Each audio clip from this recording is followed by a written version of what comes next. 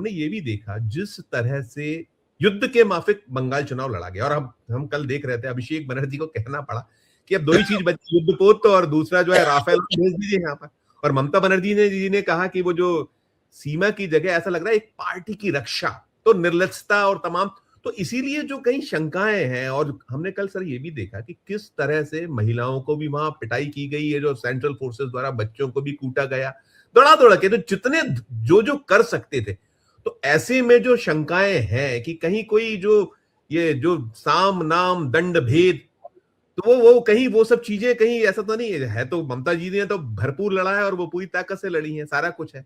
तो हम लोग जो बार बार देखते हैं ग्राउंड और जो ईवीएम जब काउंटिंग के बटन दबते हैं, तो वो क्या सतर्कता है या क्या आप उसको लेकर क्या सोच रहे हैं, क्या आपको एक आपका उस पर नोट होगा?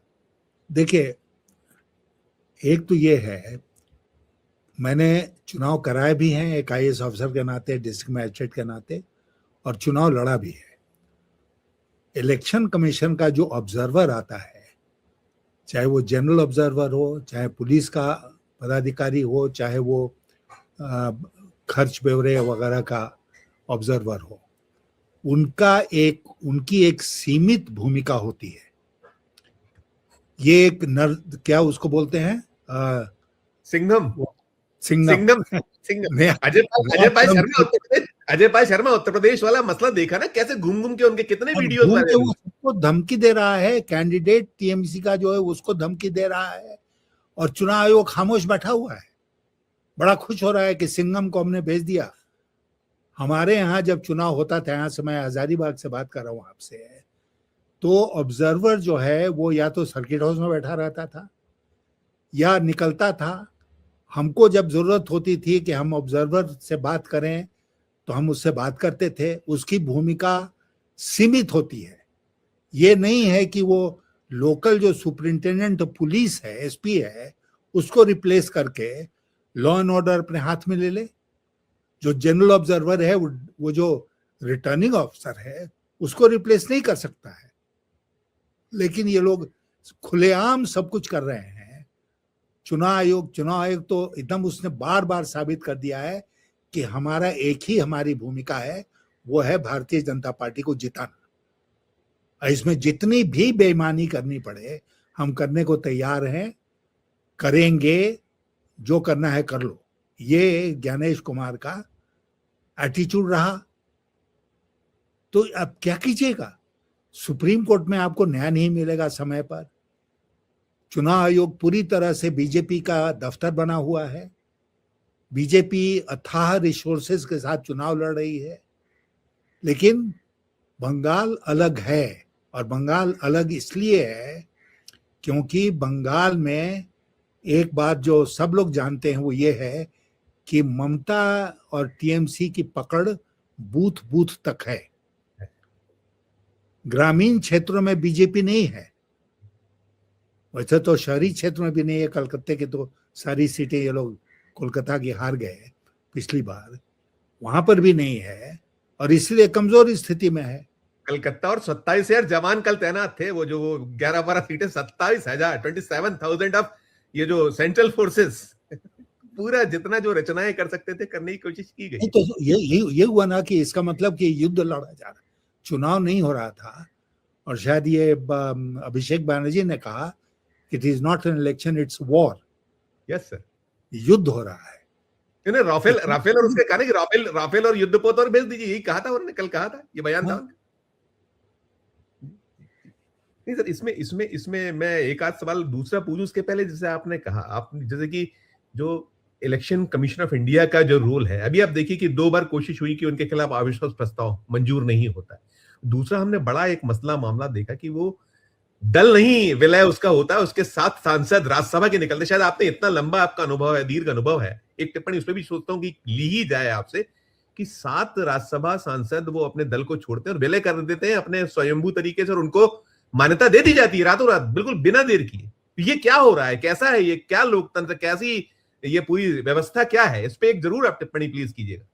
देखिए, वस्तु स्थिति ये है संजीव जी कि जितनी भी संस्थाएं हैं जो प्रजातंत्र की रक्षा के लिए बनाई गई हैं, कि ये कुछ भी हो, ये प्रजातंत्र की रक्षा करेंगी, ऐसी सब संस्थाएं कॉम्प्रोमाइज हो गई हैं। तो हमारे जो उपराष्ट्रपति महोदय, जो राज्यसभा के अध्यक्ष भी हैं, सभापति हैं, वो भी एक पार्टी के मेंबर के नाते काम कर रहे हैं वहां पर। मैं आपको बताऊं कि क्या आप में आम आदमी पार्टी जो है उसमें विघटन हुआ है? वही वही वही वही आम आदमी पार्टी कब ब्रेकअप हुई? ये जो है कि राज्यसभा के 2/3 मेंबर चले गए, ये अपने आप में मेरा मानना है कि नाकाफी है। ब्रेकअप होना चाहिए, स्प्लिट होना चाहिए मेन पार्टी में। यस सर और anti main defection law, party anti defection law तो यही कहता है ना, यही कहता है ना। हाँ, और मेन पार्टी में बिल्कुल बाजाबता कन्वेंशन होना चाहिए। जो लोग स्प्लिट करना चाहते हैं उनका वहां पर बाजाबते प्रस्ताव पारित होना चाहिए कि भाई मेन पार्टी स्प्लिट कर रही है, उसमें इतने सांसद, इतने विधायक हैं देश भर में, और तब इस पर फैसला होगा जो भी उसका अथॉरिटी है।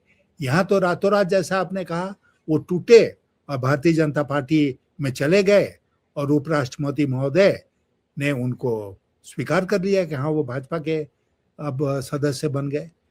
तो संविधान की जितनी संस्थाएं हैं वो संविधान की रक्षा करने के बदले उनको तहस नहस करने पर लगी हुई हैं। इसीलिए देश में जो एक प्रजातंत्र खतरे में है करके आंदोलन करते हैं कुछ लोग, वो सही करते हैं ना, क्योंकि ऐसा हो रहा है कि जब प्रजातंत्र के रक्षक संस्थाएं जो हैं वही भक्षक बन जाएंगे तो प्रजातंत्र बचेगा कैसे? यही तो। मैं सर पुनः लौटता हूँ, ये जो आपने कहा हम एग्जिट पोल नहीं, एग्जिट पोल का इंतजार करेंगे, 4 तारीख का इंतजार करेंगे। लेकिन जैसे जो एक्सेस माय इंडिया ने जो कहा है तमिलनाडु को लेकर कि वहां जो विजय की जो पार्टी है टीवीके, उसको वो कह रहे हैं 98 to 120, क्या भरोसा है इस पे कुछ? हालांकि वहां भी जिस तरीके से बम्पर वोटिंग हुआ है, वो भी वहां भी एसआईआर में नाम बहुत काटे गए। कुछ आपके सोर्सेस या आपके जो पास फीडबैक्स किस तरह के हैं? क्या जैसा आपने बताया कि बंगाल को लेकर आपके पास, तो वहां को लेकर कुछ है तमिलनाडु को? बाकी आगे भी पूछता हूँ। नहीं, टीवी के विजय की पार्टी को कुछ सीटें वहां मिलेंगी नहीं, लेकिन ऐसा जो 98 to 120 ये कुछ क्या, ये बिल्कुल गलत है। वहां डीएमके जमी हुई है, अन्ना डीएमके, बीजेपी की वहां कोई औकात नहीं है। इसलिए हमको आश्चर्य नहीं होगा अगर टीवी के मेन विपक्षी पार्टी बन जाए वहां पर बात इस बात पर अटकी है कि भाजपा को कितनी सीटें मिलेंगी। 1 आध 2 10 5 सीटें मिल जाएं तो बहुत, भाजपा उसको कहे कि हम जीत गए। लेकिन मेरे मन में कोई भी शक नहीं है कि सारे प्रयासों के बावजूद डीएमके वापस लौट रहा है तमिलनाडु में। इन्होंने जो वो महिला आरक्षण बिल, ये शायद फाउल हो गया ऐसा लगता है। वो स्टालिन ने तो उसको बहुत तरीके से वहां पूरा वो किया, और साथ में जो भाषा वाला है वो भी सब कुछ किया। कुछ चीजें मिसमैच हो गई है शायद बीजेपी से। नहीं, बीजेपी ने महिला आरक्षण विधेयक 2023 में पास हो गया था जी, कि 544 या 543 सीट्स का 1/3 रिजर्व होगा जी। ये लोग तो इतने नादान है, मैं कहूंगा भाजपा वाले आज के, कि इन्होंने उसका एक अमेंडमेंट बिल लाया, और अमेंडमेंट बिल जो लाया उसके प्रीवियस नाइट को इन्होंने रियलाइज किया कि जिस बिल को हम अमेंड कर रहे हैं वो बिल तो नोटिफाई ही नहीं हुआ। जी। वो आया ही नहीं। चतुरता में मूर्खता जो होती है ना शामिल होती है, दिखाने के चक्कर में मूर्ख आदमी और मूर्खता कर जाता है। हाँ, तो इसलिए राताराती उसको इन्होंने नोटिफाई किया और फिर उसका अमेंडमेंट बिल लाया। जितने यहाँ पर जितने लोग हैं, पार्टियां हैं, और खास करके लोकसभा में, वो सब कह रहे हैं कि भाई 543 का 1/3 कर लो रिजर्व, जैसे उस बिल में था। वो भी बिल आप ही ने लाया था, सर्वसम्मति से पारित हुआ। लेकिन इस बिल में आप धोखेबाजी कर रहे थे, क्योंकि इसके साथ परिसीमन का बिल भी आपने जोड़ दिया था, तो नहीं स्वीकार हुआ। सरकार की हार हो गई। लेकिन सरकार की मंशा क्या थी? सरकार की मंशा ये थी कि हम हारेंगे, ये वो जानते थे, लेकिन उसके बावजूद ये बिल लाए, और उस समय लाए जबकि राज्यों के चुनाव हो रहे थे, ये सोचकर कि इनके पास जो गोदी मीडिया है और प्रचार के तंत्र हैं, उसके माध्यम से ये जनता को प्रभावित कर देंगे, कन्विंस कर देंगे कि विपक्षी दल जो हैं वो महिला विरोधी हैं। इन्होंने कोशिश बहुत की, लेकिन इनकी चली नहीं, क्योंकि लोग सच्चाई जान गए थे, तमिलनाडु में भी और बंगाल में भी।